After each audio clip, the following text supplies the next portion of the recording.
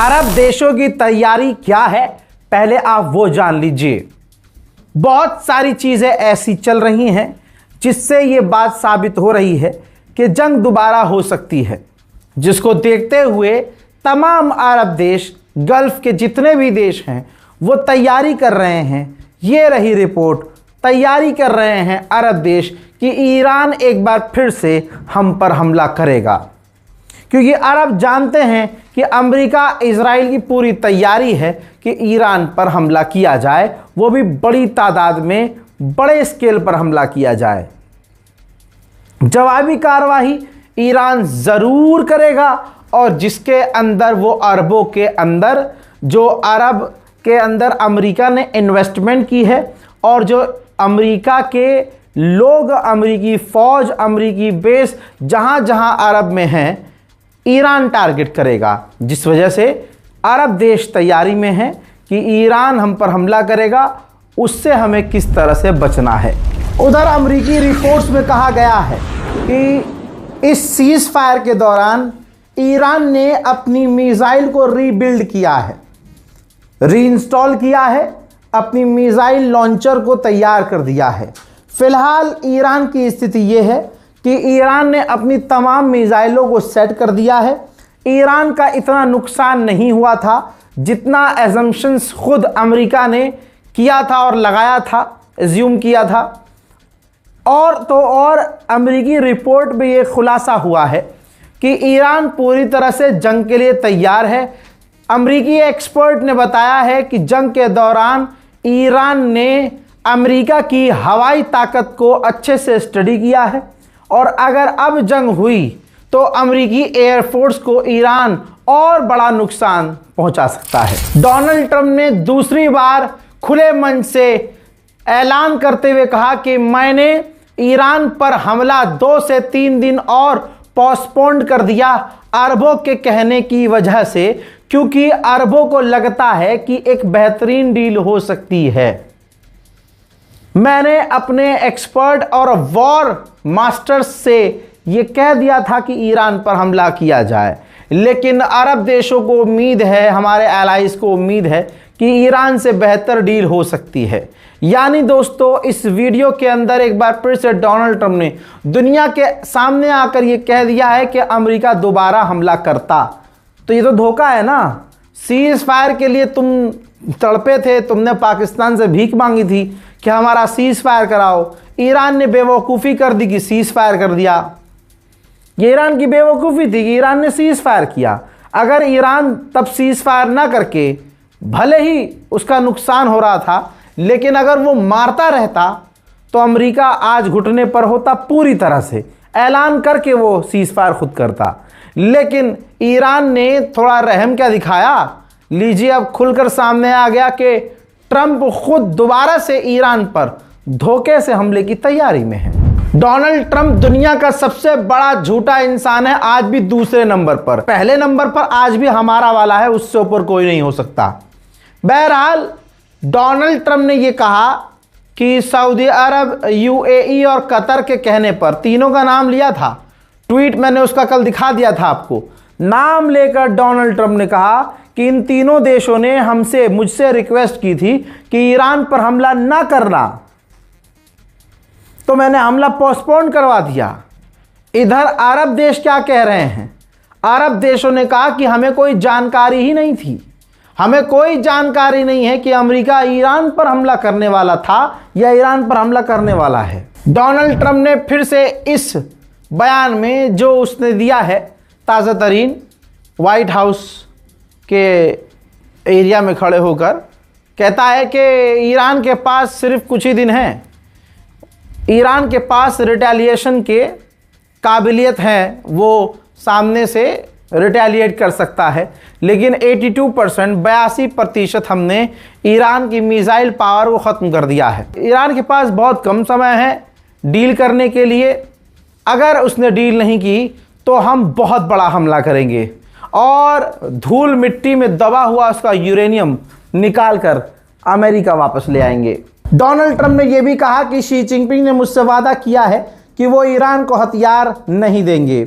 Straight of Hormuz Iran का नहीं है, उसको आज़ाद करना होगा। ईरान पर हमले की संभावना को देखते हुए हर चीज़ के दाम बढ़ चुके हैं। अमेरिका की मार्केट क्रैश हो रही है, हालात बिगड़ चुके हैं। सिर्फ अमेरिका पर हम क्यों ध्यान दें भैया, बेड़ा गर्क तो भारत में भी हो रहा है। रिपोर्ट ये देख लीजिए, पेट्रोल डीजल के दाम 90 पैसे बढ़ गए। 4 दिन पहले 3-3 रुपये बढ़े थे। 15 राज्यों में 100 रुपये लीटर पार हो चुका है पेट्रोल। डीजल 17 में 90 से पार, जी हाँ 17 राज्यों में 90 रुपये से पार डीजल हो चुका है। और यकीन कीजिए बेड़ा गर्क हो रहा है, लेकिन फिर भी मोदी के पिल्ले मोदी करने से नहीं रुक रहे हैं। यहाँ तक कि सुबह का नाश्ता भी अब आपका महंगा हो गया है। जो ब्रेड आती है ना, ब्रेड, वो भी 5 रुपये महंगी हो चुकी है। तो आप ब्रेड खाइए या ब्रेड पकौड़ा, वो भी हो गया है भाई महंगा। लेकिन आपने घबराना नहीं है। स्पीकर पे मोदी मोदी मोदी मोदी मोदी मोदी लगा के सुनना है सारा दिन। उधर 80 दिन बाद ईरान का स्टॉक मार्केट आज जाकर खुला है। उधर यूएई ने ऑफिशियल बयान दिया है, ये देखिए, और जानकारी दी है कि इराक की सरजमीन से हमारे ऊपर ड्रोन लॉन्च किए गए हैं। उधर जर्मनी के चांसलर ने कहा है कि ईरान बातचीत की टेबल पे आए, स्ट्रेट ऑफ हॉर्मुज को खोले। पूरी दुनिया को ईरान नुकसान पहुंचा रहा है स्ट्रेट ऑफ हॉर्मुज बंद करके। सैटेलाइट इमेज से खुलासा हुआ है, देख लीजिए। सैटेलाइट इमेज में नजर आ रहा है कि ईरान ने अंडरग्राउंड मिसाइल साइट्स के दरवाजों को खोल दिया है। जो अंडरग्राउंड ईरान की मिसाइलें हैं और मिसाइलों का शहर है, उनके दरवाज़ों को ईरान ने खोल दिया है। यानी ईरान पूरे मूड में है कि दोबारा से अगर हमला हुआ तो अमेरिका को दोबारा जवाब दिया जाएगा। वहीं इजराइल की मीडिया ऐलान कर रही है कि अमेरिका और इजराइल की फ़ौज ईरान पर दोबारा हमला करने के लिए तैयार है। उधर ईरान ने इंटरनल सिक्योरिटी को मजबूत करते हुए ये देखिए कईयों को गिरफ्तार किया है, दर्जनों लोगों को गिरफ्तार किया है और उनके पास से अंधाधुंध हथियार भी जब्त किए हैं जो अमेरिका और इजराइल ने उन तक पहुंचाए थे ईरान के अंदर आतंक मचाने के लिए। ईरान के अंदर शादियां हो रही हैं, जो इस वक्त शादियों के बाद दूल्हा दुल्हन प्रदर्शन में शामिल हो रहे हैं। ये देखिए पूरी की पूरी बारात शादी के बाद प्रोटेस्ट में शामिल हो रही है और उस प्रोटेस्ट में जाकर हथियार चलाना सीख रही है।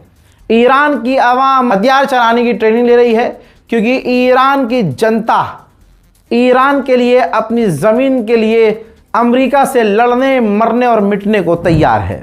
उधर अमेरिका ने ईरान पर और कड़े प्रतिबंध लगा दिए हैं। उधर ईरान ने अमेरिका और उसके साथियों को मैसेज दे दिया है कि अगर हम पर हमला किया गया तो हम अमेरिका और उसके साथियों को दोबारा निशाना बनाएंगे और ज़बरदस्त तरीके से जवाबी कार्रवाई, पहले की तरह नहीं बल्कि पहले से ज़्यादा खतरनाक जवाबी कार्रवाई करेंगे। ईरान के डिप्टी विदेश मंत्री ने कहा है या तो हम लड़ेंगे जीतेंगे या फिर हम शहीद हो जाएंगे, अपने मुल्क के लिए मारे जाएंगे, लेकिन हम सरेंडर नहीं करेंगे।